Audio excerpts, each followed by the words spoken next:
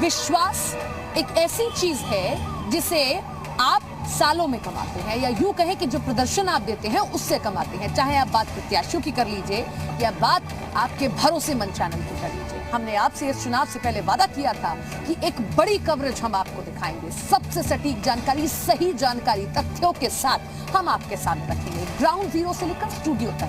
आज हमने अपना वो वादा निभाया जिस पर आपने भरोसा जताया। तो एक रिपोर्ट हम आपके सामने रखते हैं कि कैसे जी उत्तर प्रदेश उत्तराखंड में सुबह 6 बजे से लेकर अभी तक ये बुलेटिन मैं कर रही हूं और अभी तक भी हम आप तक सटीक जानकारी पहुंचा रहे हैं।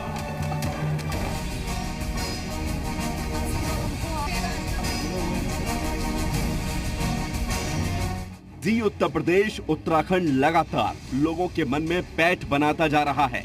यही वजह है कि यूपी चुनाव देखने के लिए हर कोई सिर्फ और सिर्फ जी उत्तर प्रदेश उत्तराखंड पर ही भरोसा कर रहा है। जी उत्तर प्रदेश उत्तराखंड ने पहले चुनाव प्रचार के लिए चुनावी इतिहास की सबसे बड़ी कवरेज की। उसके बाद लगातार एक के बाद एक पहले, दूसरे और तीसरे चरण में बड़े बड़े दिग्गजों को पछाड़ा और आज चौथे चरण के मतदान के दिन भी जी उत्तर प्रदेश उत्तराखंड ने हर खबर सबसे पहले आप तक पहुंचाई। आज चौथे चरण के दिग्गजों के लिए इम्तिहान का दिन था। दिन बड़ा था। एक तरफ अवध की लड़ाई में योगी के मंत्रियों की अग्नि परीक्षा थी, तो दूसरी तरफ कई केंद्रीय मंत्रियों की किस्मत भी दांव पर लगी हुई थी।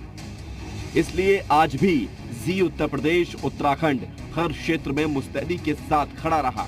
चाहे एंकर हो, रिपोर्टर हो, आउटपुट टीम हो, असाइनमेंट हो, ग्राफिक्स की टीम हो, पीसीआर, एमसीआर हो या फिर कैमरा डिपार्टमेंट, सभी ने अपने अपने काम को बखूबी जिम्मेदारी से निभाया। बात रिपोर्टर्स की करें तो सुबह 5 बजे से ही हमारे 100 रिपोर्टर अलग अलग जगह पर तैनात रहे।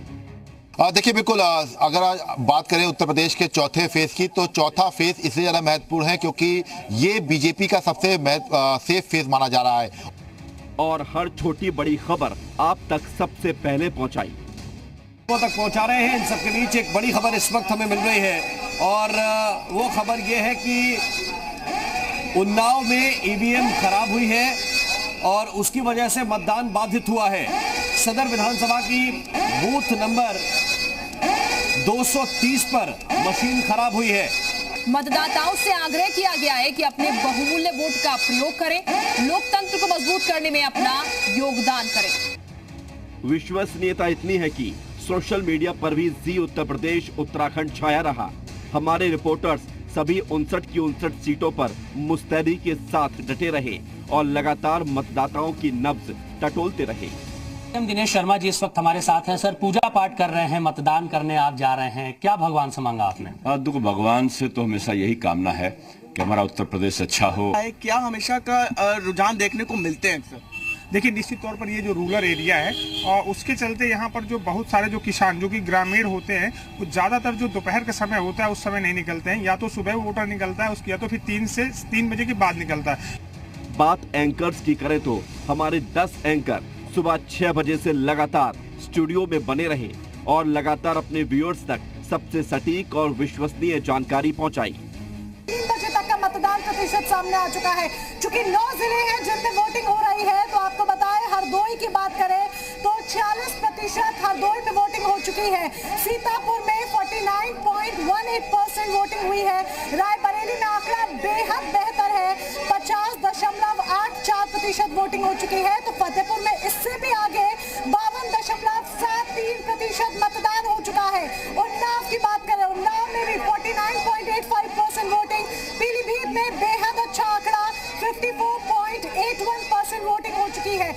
कोई भी खबर छूटने ना पाए और सबसे पहले आप तक ही पहुंचे, इसलिए हमारे एंकर स्टूडियो के साथ साथ न्यूज रूम में भी तैनात रहे और चौथे चरण की हर खबर सबसे पहले आप तक पहुंचाई।